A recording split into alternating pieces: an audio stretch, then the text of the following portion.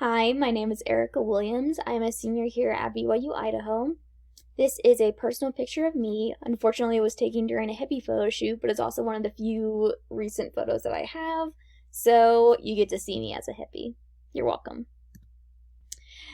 So I want to be a clinical psychologist, and what they do is they identify and diagnose mental, emotional, and/or behavioral problems in clients. They form a treatment plan with that client according to the client's needs. They then monitor the client's progress through regular meetings or sessions and then adjust the treatment plan if necessary.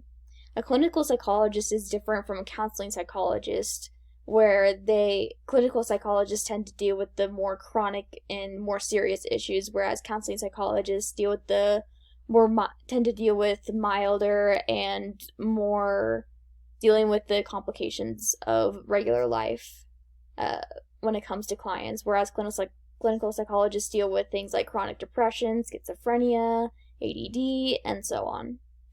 Clinical psychologists can also teach classes, conduct research, and publish research findings. However, these are not required for if you want to become a clinical psychologist. They're just extra things that you can do if you want to.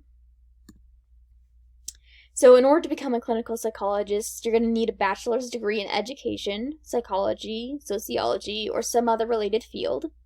You're going to need a master's in psychology at least.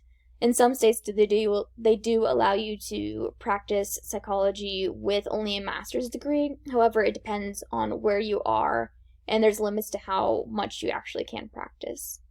For me, personally, I would prefer to pursue a doctoral degree, which is a PhD or a PsyD degree. This will also include a 1-year internship, either embedded in the program itself or directly following the program before I can officially get licensed to practice psychology. And licensing and certification vary by state. How this fits into my 4-year plan, I will graduate in fall 2021 with my bachelor's in psychology and with the health psychology emphasis. I am planning on applying for a master's program in psychology at the end of 2021, and I will be applying to multiple different schools in case I don't get into the one that I want. I will hopefully be at school for my master's degree for the next 1 to 2 years, and following getting my master's degree, I will apply for and pursue my doctoral degree. So why did I choose psychology? I've always been interested and enjoyed learning about psychology in classes in the past before I actually switched my major at the beginning of winter, this past winter semester. And before that, I realized that every time I had free time, the freedom to choose what I wanted a paper or a project or something to be on, it was always related to psychology.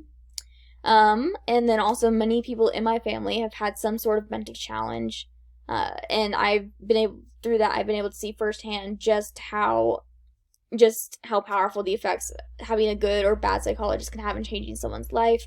If you have a really good psychologist, it can really, really improve your life and really improve your way of thinking. But if you have a bad psychologist, it can significantly reduce your quality of life. And for me, I want to be out there and I want to be able to be that good psychologist and be able to help those people that are really in need of help, and being able to provide care that is really more accessible than it is now is my ultimate goal.